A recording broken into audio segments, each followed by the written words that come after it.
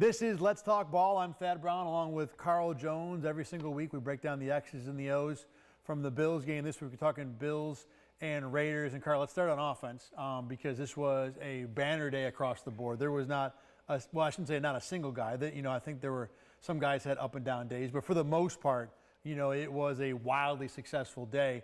Right at the beginning, let's talk about Josh Allen. And I think this was a game, and you've seen it talked about on Twitter and social media, and I totally agree. He did a really nice job of taking what was there, taking the easy money, taking the smart play. Yeah. For those at home, if you thought the Raiders only had 9 players for most of the game, don't worry. I checked the film. They had 11 guys on the field. Well, 2 of them were just so far downfield, it didn't matter. That was my point. Right. They put those safeties in the parking lot, as we used to call them, when you play defense, when you're going against a team that's really explosive down the field. And that's what the Raiders, the defense that they had. Let me preface this by saying that probably will be the worst personnel they see all year defensively. Maxx Crosby is a dude, and we'll talk about how they handled him. But outside of that, I don't know who else on that defense besides maybe Diablo will start for the Bills. And it's just the way it is, you can only play who's in front of you. Having said that, I was enthused with the process of how the Bills put up 38 points. And what I mean by that is something that can be duplicated down the line regardless of who they're going up against, whether it's the Jets or the Raiders. And there was a couple things that stood out to me. One, the run game, I think, for the longest time, we were like, oh, if there are 2 high safeties back, just run the ball to get them out of it. Well, the Bills struggled to do that at times last year. And I thought a way that they were able to do that this year with some of the double teams that they have, especially when they're in 12 and 13 personnel. Torrance is a bigger guy. You bring in McGovern, who maybe you can beef up the inside a little bit more. Those double teams, they've gotten away from those zone runs where you're just asking the offensive lineman just to hold on to one guy and ask the back to make a read. I thought that the process of the duo runs, the dart runs, where you just give James Cook the ball and say, go make a play, I think that can be duplicated. And then also how that feeds into where the rest of the offense goes. The only way you can take those deep shots when teams are just saying, hey, we're going to put our safeties in the parking lot, is some of that play action game under center. Because when you keep doing those runs under center, you can bring that safety down in the box, and then that's where we can go bombs away. So I think the process that the Bills used on Sunday, they won't put up 30 points every week, but I think that can be duplicated. You talk about the process, especially with the run game. I think one of the good things that Ken Dorsey's done early in this year has just said, hey, we have a running back who's better on the edge, who's better trying to get space to the outside. Instead of forcing him to come inside or getting crazy with our process, our scheme to get him to the edge, let's just let him stand by the tackle, and we'll have the quarterback run over and hand him the ball, and then he can just run where he's already off tackle. And so far it's worked. Now, I think there's going to be an adjustment to that, and we'll get into, as the season goes on, adjustment to adjustment to adjustment. But, to the larger point of what Ken Dorsey's done, I thought, by and large, what he did with the scheme was pretty darn good. I think I love the Damian Harris third down run early in the game. That was well thought out. And between the 10s, I think what Dorsey is doing is largely pretty good. He's leaving Josh options out. You use 12 personnel, and you can allow those tight ends to chip and help with some of the big-time pass rushers that maybe you don't totally feel like you're guaranteed that your offensive line is going to get, and then let them leak out so that if the blocking doesn't work, there's an immediate release valve right there. So I think that's been really smart to begin with. Inside in the low red zone, inside the 5, a lot of work needs to be done. The Gabe Davis touchdown, I think, is my best example of that because there's no pressure. Josh Allen drops back and looks out and says, this concept ain't working, And it just, a lot of the stuff is taking too darn long to get going. This is the red zone. You cannot sit here and run 16 meshes, with play action. I mean, there was one play in the first half where it's a play action to the back, orbit motion with the receiver with Hardy circling behind him. That's where he fell down, right? Yeah. And they're running meshes across, and I'm like, what are you waiting for? There's 16 yards of room there. You got to run something a little easier, wider, use something different to accomplish that. So work to be done, but by and large, I thought Dorsey was pretty good in this game. I do think so as well. And you're right, the red zone, that's where the funny business goes out the window. Can you just beat the guy from across from you? Yes. Which I think that's where the Josh Allen run game comes into play a little bit better. I'm enthused so far that we haven't seen a lot of Josh Allen running game 10 to 10. I think that is an encouraging sign if they can get an efficient run game to a certain extent without having to use 17. Now, in the red zone, hey, man, you're 250, 60 Do what you got to do. Do what you got to do to go put it in the pay dirt. More on the scheme, and, you brought up Maxx Crosby, what they did with him. A lot of it was chipping and helping all day long. I mean, they had so many receivers and tight ends on his side that there was a play in the second quarter where you see him line up, and it's Sherfield to his left and Spencer Brown to his right, and you see him looking at it like, all right, do I want to get pinched or do I want to go out wide? I mean, I'm going to go out wide because I feel like going out there. Now, the Bills actually moved away from it as the game went along. You know, I don't know if it was because they're up so much they wanted to see what Spencer Brown could do. And I counted about 6 reps. You know, I've just gotten through 3 quarters. I haven't seen the whole 4th quarter yet, but that's garbage time for the most part anyway. 6 reps where Brown was isolated with Crosby. 3 of the first 4 he looked bad, but then rebounded and looked a little better later on. So, look, it's Maxx Crosby. I think that guy's going to win a lot of battles. But what Dorsey did with the chipping and then what Brown did following up the chipping, I thought was, you know, pretty good. And, Carl, I think the O-line in general, you know, beyond the issues that Brown might have had just dealing with that guy of that caliber, I thought Deion played well. I thought Mitch Morse had a good game as well. I understand. I talked about how the personnel for the Raiders across the board defensively just wasn't good. I mean, this weekend it'll be total opposite from what they'll face with the Commanders. So they were able to put a little bit more attention on a Maxx Crosby because they felt comfortable with the other 4 guys winning their matchups.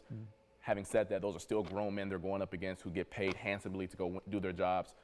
I can't knock them for just doing their jobs and doing the 111. And Jerry Tillery, number 90, is pretty solid. You know, I mean, that's not a, you know, below replacement level player. That's, you know, you do a good job on him and you've had a pretty solid day. Let's go to the defensive side of the ball. And I want to start right back there in the middle of the line because you and I both saw Ed Oliver and Daquan Jones flashing over and over and over. The first play of the game. Yeah. I mean, first play of the game, Ed Oliver shoots up the gap and says, all right, this is going to be a long day for y'all. Real long day. And it was. And to be fair, going into the game, I didn't know that Colton Miller, I believe the left tackle, and then I don't want to mispronounce the right tackle's name, but those were solid players, I thought, for the Raiders. The weakness was the interior. So the fact that the Bills were able to take advantage of that weakness in such dominating fashion, -2 yards for Josh Jacobs. I don't care where you think he is on the hierarchy. He's not -2 yard type of back. And the fact that they were able, Ed Oliver and Daquan Jones, I mean, making plays 3-4 yards in the backfield. That's something that was so encouraging to see, especially coming off of a payday. You want to see how is Ed Oliver going to keep getting better. Through 2 games, my man is improving for sure. 2 really, really good games in a row. And Jones didn't get enough credit. Like, I didn't notice him watching him at first on Sunday, but going back through the film, he wasn't at Oliver level, but he was darn close, and he was dominant on multiple run plays. You know, he's still very good as a pass rusher. So super impressed with the guys in the middle. Bills didn't have a single sack. You know, I don't think Leonard Floyd and Greg Rousseau had their best days, but they were active as well. Let's move back to the secondary. You know, Carl, you and I both saw some coverage breakdowns, it seemed like, in the first half. But are we sure that they were breakdowns? Yeah, so it's a catch-22. I think some of them might have been breakdowns. However, the one play, probably the only explosive play that went 30 yards down the field, at least air yards, was the Christian Benford pickup flag that the refs. The pass interference that turned out to not be a pass interference. Correct. Yeah. And I know defensively, sometimes when you're going up against a quarterback or just a passing attack in general where you don't believe they're taking shots, you're going to slow play it a little bit when you're bailing out down the field. I wasn't in the Bills meeting room, and I'm not going to act like I was. However, Benford wasn't on his horse like he usually is, and the fact that he let a guy like Trey Tucker, who is a burner, like, there's one thing that kid can do, he can fly. Even so, for him to disrespect that speed, he's probably saying, look, I haven't seen Jimmy G throw a go ball since college. So the fact that that didn't look good at first, but he made a play, the refs picked up the flag, and hey, it is what it is in that regard. However, there was a play right before half. Yeah, there was a play where, I don't remember what the full concept was, but at the end of the day, Jimmy G is chasing the pocket a little, is moving to his left. Devontae Adams is running like a deep post going right. So it would have been a throw across the body, but Jimmy G had plenty of time to stop and set because Devontae Adams had acres of room. And the reason we bring this play up is because Jordan Poyer and Terrell Bernard are standing next to each other about 15 yards downfield, covering nobody, while Devontae Adams is 12 yards behind them dancing in the end zone. So, you know, there were a couple others in the game where Hunter Renfrow was beyond the short zone, beyond the linebacker zone, middle of the field, to where I think a quarterback should be throwing that ball. But I can also see the Bills saying, all right, we're going to play up tight until you throw it over our heads. And, okay, that might be breakdown. That might be just the way they want to play it. I get that. That was a coverage blow. And, again, when you got a new guy like Bernard playing that middle linebacker spot, you do wonder if there's going to be a little more of that confusion, especially, you know, first 3-4 weeks of the year, to where some of those things might end up happening. Raiders didn't burn them. You know, I'm shudder to say this, but Sam Howell might pick. Sam Howell really might make you pay for those kind of mistakes. It don't matter if he completes it or not. He gonna make you move. He's gonna throw the ball. He's gonna throw it regardless. Yeah. It might be double cover, but he gonna throw it over there. And I think through the first 2 games, obviously Aaron Rodgers left 4 plays in, so the Jets completely abandoned their game plan. 12, 13 personnel just running the ball up the gut, quick passes. Raiders, as long as we've been watching Jimmy G, he's that quarterback as well. And they were down, 3 touchdowns most of the second half too. So and I will say, I don't think the edge rushers had a great day, but it was a lot of quick game stuff, and it wasn't a lot of opportunity to just go win and put in your ears back. Well, and the Raiders ran 39 plays, so like you talk about opportunity, it's not just like chances to rush the passer, like times to be on the field is what we're talking about. Because they just didn't, the Bills offense controlled the ball so much, it was hard to have a standout day on defense. You just weren't on the field often enough. Nah, so I mean, they'll have a test this week. Obviously, it won't be Mahomes, won't be, More of a test. But it'll be the stiffest test this pass defense has seen to this point. And I will say, we hope. I mean, at least Sam Howell will stretch every inch of the field. Well, the other thing, at least. The other thing about this too, and this might be a reach also, but looking ahead to this Commanders game, I feel like we talk about Benford.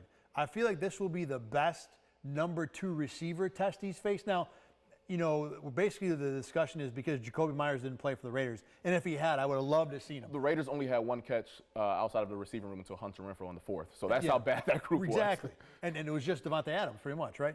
So Allen Lazard is fine, maybe a little bit above replacement level. Dotson, we don't know what he is, but he's a first-round rookie, a first-round second-year player, first-round draft pick.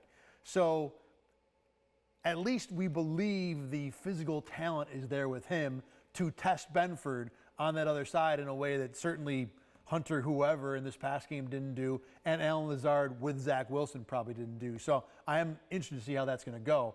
So far, though, I think we could safe to say moderately encouraged by Benford might be the conservative estimate of what he's done. Yeah, I think in the run game last week against the Jets, I thought he fit up some good runs, even though opposite Trey White wasn't that great. To this point, he hasn't been tested a ton. I know Garrett Wilson had the 3rd down conversion last week. I believe he slipped on a route where Devontae Adams caught another 3rd down as well. I think it was zone, it wasn't man. But he hasn't had a ton of opportunities to make plays. This week, we presume the opportunities will present themselves. By the way, Matt Milano's still good. I mean, just, doing all of his things. Apparently, a Milano is a term now. Getting Milano'd. Well, I mean, is it national or not? Because now, I hope it becomes national, because I was right next to Dawson Knox when he coined the term, and I want to be at the genesis of when this happened. But yeah, that was an amazing interception. And, for whatever questions the Bills might have with, whether they're going to play Taylor Rapp as a 3rd linebacker, which they didn't do in this game at all, by the way. And, Bernard and the safeties, Matt Milano's going to be a stud for just all game, every year, or all year, every game. We've seen him make plays blitzing, run game. But when he makes plays like that, Fred Warner is the best linebacker in the league. When you see plays like that, you're like, I know he might be too far off. Yeah. I'm with you there. By the way, how about this? The Bills are the least blitzing team in the NFL right now by percentage of pass attempts. Again, in this game, didn't have many chances to try it anyway. But, for a coordinator who I think many fans thought would come in and be an attack-oriented guy, and, for a team that doesn't have Von Miller yet, to not blitz that much, if they were 2-0, we'd really be like, wow, look how great. But they're 1-1, so maybe they should have blitzed more. But still, I thought it was an interesting stat through 2 games. They've been able to move the quarterback off the pocket enough, off his spot enough, to where I don't think they need to rely on any pressure in that regard. All right, only 2 games in. A lot more to find out about this Bills team. Like we said, this Commanders game, I am very interested. Bills are like a less than a touchdown favorite. I think you'd think, bang the favorite on that game. I don't know if it's quite that simple. I think the Commanders are going to be in this game. All right, for Carl Jones, I'm Thad Brown. Thanks for watching and listening to Let's Talk Ball. We'll do this again right here at RochesterFirst.com and wherever you get your podcast next week.